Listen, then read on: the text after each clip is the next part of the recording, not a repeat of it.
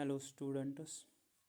आज हमारा टॉपिक है व्हाट इज़ कोल्ड वार, जो एक अहम टॉपिक है ट्वेल्थ के रिगार्डिंग। हर साल एग्ज़ाम में आता है, इसलिए इससे important topic twelfth political science में ज़्यादा नहीं है मुझे लगता है। इसमें से हमेशा या तो 2 मार्क्स का सवाल आता है या तो 5 मार्क्स का सवाल या उससे ज़्यादा का आता है। हर साल ये एग्ज़ाम में आता है, इसलिए आपके लिए ये बहुत ज़्यादा इम्पॉर्टेंट बनता है। इसी पे हम आज बात करेंगे, डिस्कस करेंगे और एग्ज़ाम रिलेटेड जो एग्ज़ाम ओरिएंटेड है उसी तरीके से हम पढ़ेंगे। जो कोल्ड वार था ये एक्चुअल में वार नहीं था, ये कभी बैटल ग्राउंड में लड़ी गई नहीं थी। ये वार दो आइडियालॉजी के बीच में थी। एक आइडियालॉजी जिसे हम कैपिटलिस्ट कहते हैं, दूसरी आइडियालॉजी जिसे हम कम्युनिस्ट या सोशलिस्ट्स कहते हैं। कैपिटलिस्ट आइडियालॉजी में लीडर था यूएसए और कम्युनिस्ट आइडियालॉजी में लीडर था रशिया, जिसे जिसे उन दिनों यूएसएसआर कहते थे या सोवियत यूनियन कहते थे।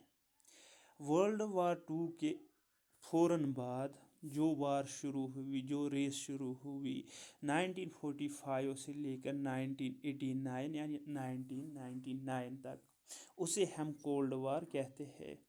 इस वार में बहुत ज़्यादा डेवलपमेंट्स हुए, जिसकी वजह से दुनिया दो हिस्सों में तकसीम हो गई। इसी रेस को हम आज कहते हैं कोल्ड वार। क्या कहते हैं? Cold war. इसके अलावा इसमें कुछ चीज़ें याद रखने के लायक है। ये कोल्ड वार इमर्ज कैसे हुई, रीज़नस क्या थे इसके पीछे, कौन कौन सा मुल्क इसके पीछे चाहता था ये रेस कंटिन्यू रहे और हमें फ़ायदा मिले।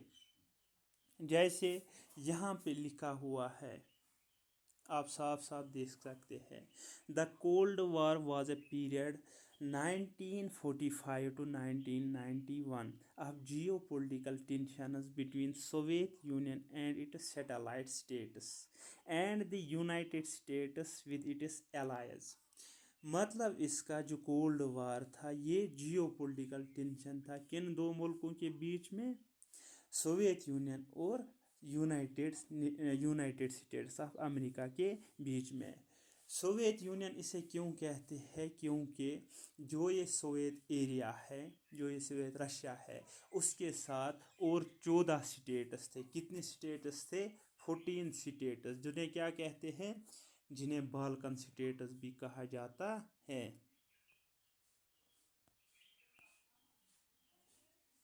भी कहा जाता है। फिर ये आज़ाद हुए, स्प्लिट हो गया, डिसइंटीग्रेट हो गया यूएसएसआर, उसी चीज़ से ख़त्म हो गई कोल्ड वार। लेकिन आज भी कोल्ड वार चलती है और चलती आई है, लेकिन इस तरीके से नहीं चलती आई है। इसके अलावा यहाँ पे आप देख लीजिए Post World War II, the world got divided into two power blocks dominated by two superpowers, Soviet union and the US. जो एरा था कोल्ड वार का, इसमें दो जो पावर ब्लॉक्स थे, जो दुनिया डिवाइड हो गई थी दो पावर ब्लॉक्स में, उसमें एक पावर ब्लॉक जिसे कहते थे सोवियत यूनियन यानी कि यूएसएसआर, और USA United states of America. The two super powers were primarily engaged in an ideological war between capitalist USA and communist Soviet union. जो ये दो सुपर पावर्स थे ये आइडियोलॉजिकल वार लड़ रहे थे। कैपिटलिस्ट्स यानी यूएसए, कम्युनिस्ट यानी Soviet union. The term cold war is used because there was no large scale fighting directly between them। Cold war हम इसे इस वजह से कहते हैं क्योंकि जो डायरेक्ट फाइट होती है वो नहीं हुई इस वार में। किस पीरियड में, कहाँ से कहाँ तक? 1945 से लेकर 1990 तक। इसमें इन यूएस और यूएसएसआर के बीच में USSR کے بیچ میں کوئی جنگ نہیں ہوئی، ڈائریکٹلی انوالومنٹ، ان کا ڈائریکٹ انوالومنٹ نہیں رہا جنگ میں. ان کا سپورٹ باقی جو باقی جنگ ہوئے ان میں سپورٹ تھا، ایک سائڈ USSR رہتا تھا، ایک سائڈ US رہتا تھا. انہوں نے ملکوں کو سپورٹ کیا ہے جنگ میں، لیکن ڈائریکٹلی انہوں نے خود جنگ نہیں کیا ہے. Reasons of Cold War. During the World War, Allied countries US, UK, and France and Soviet Union fought together against Axis powers, Nazi Germany, Japan, Austria. However, this wartime alliance could not work out after World War II due to multiple factors. جو یہ دشمن دو دیش تھے، جو یہ دشمن دو ملک تھے، یا کس کی بات کر رہا ہوں میں، US اور USSR کی، جو ورلڈ وار سیکنڈ ہوا. ان ورلڈ وار سیکنڈ میں یہ ایک ہی سائڈ میں لڑتے تھے، یہ ایک ہی سائڈ میں جنگ کیا تھا. انہیں ایلیڈ پاورز کہتے تھے. کیا کہتے تھے؟ Elite power. جن کے خلاف انہوں نے ورلڈ وار سیکنڈ لڑی انہیں ایکسس پاور کہتے تھے. ایلیڈ پاور میں US, UK اینڈ فرانس تھا، اور رشیا بھی تھا. اس میں جو ایکسس پاور تھا اس میں جرمنی تھا، جاپان تھا، آسٹریا تھا، اور اٹلی بھی تھا.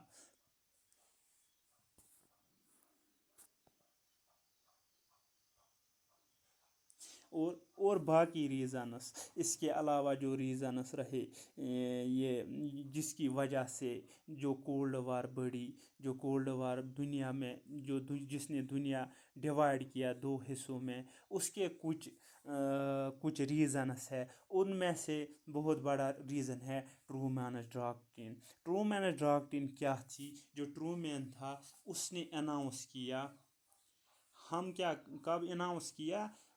12 مارچ 1947. کون تھا یہ؟ US president. اس کا نام کیا تھا؟ ٹرومین. یہ وہ پالسی تھی جس نے کیا کیا تھا، اس نے وہ ساری ایڈس سینڈ کیے کس کو؟ ویسٹرن یورپ کو. یہاں پہ جو ہے یہ یورپ ہے، اس ویسٹرن یورپ کو ایڈ پیسے دینے لگا تاکہ یہ جوائن کسے نہ کرے، یہ جوائن ایسٹرن یورپ کے ساتھ USSR کے ساتھ نہ جائے. اس لیے اس نے کیا کیا؟ اس نے پیسے دینے شروع کیے کس کو؟ ویسٹرن یورپ کو. کیوں پیسے دینے شروع کیے؟ تاکہ یہ کیا رکائے؟ سوویت یونین کو کمیونسٹ آئیڈیالوجی فردر جو ایکسپینڈ ہو رہی تھی اس کو روکے. کہاں جانا؟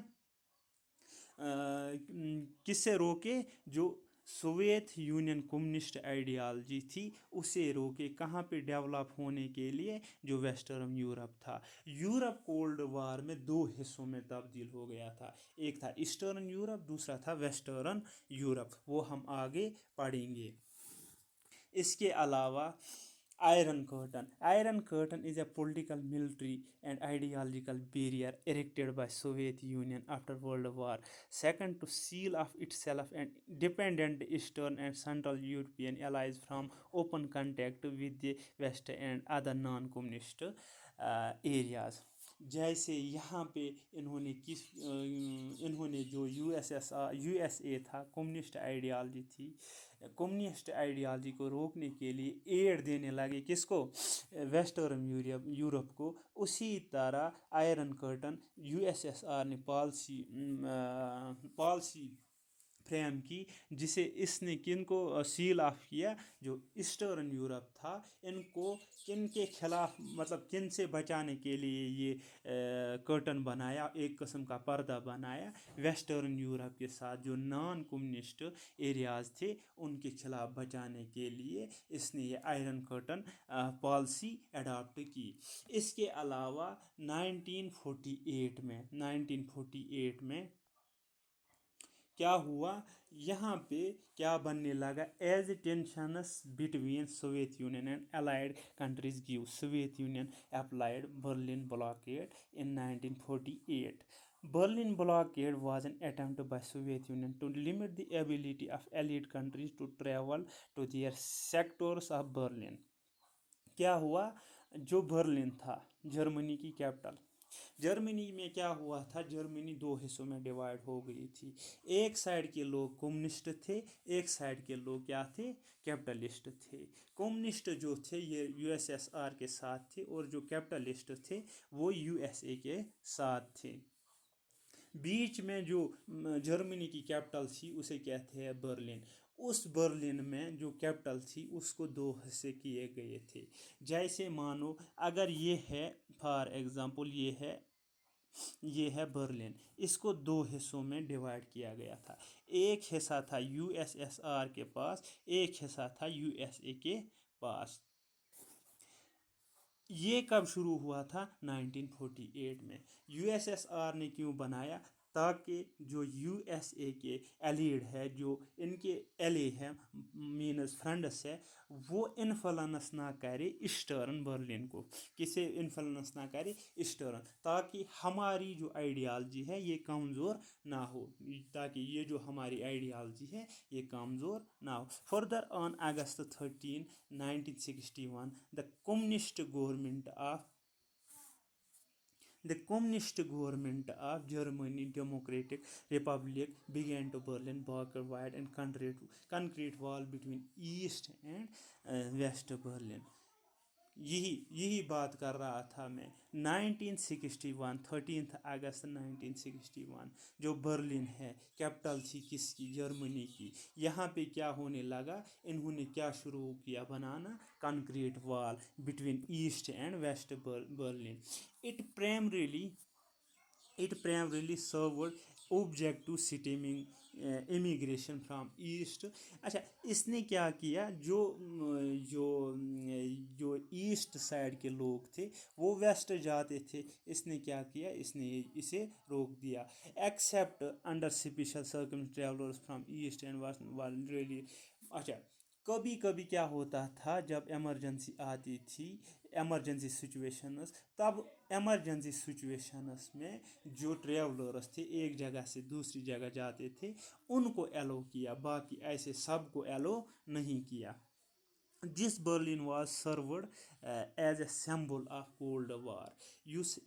جو سمبل ہوتا ہے ایک چیز، کسی چیز کا، جیسے اگر جھنڈے کی جیسے ہوتا ہے سمبل، ویسے ہی اس نے ایکٹ کیا. کس نے ایکٹ کیا، برلن وال نے. انٹل اٹس فال ان 1989. جو برلن وال ہے بنی کب تھی، پہلے سٹارٹ 1961 میں اور ختم کب ہوئی، 1989 میں. جو ہی یہ برلن وال ختم ہوئی اسی کو کہتے ہیں، تب ہی جو یو ایس ایس آر کی آئیڈیالوجی تھی، سوویت یونین تھا، یہ ٹوٹ گیا، یہ ڈس انٹیگریٹ ہوا. اس کے باقی سارے بھی ریزنس ہے، ڈس انٹیگریٹ کیوں ہوا، کب ہوا، کیا ہوا، وہ ہم آگے دیکھیں گے. دیکھو، جو لڑائی تھی دو آئیڈیالوجی کے بیچ میں، وہ آئیڈیالوجی آ کے ڈیولپ کیسے کرے، ایک دوسرے کو ٹکر کیسے دے، انہوں نے دونوں ملکوں نے اپنی اپنی جو پالسیز ہے وہ آگے کر دی. جیسے یو ایس اے نے کیا کیا، مارشل پلان. کیا کیا، Marshall plan. In 1947 America secretary of state George Marshall unveiled European recovery plan which offered economic financial help wherever it needed.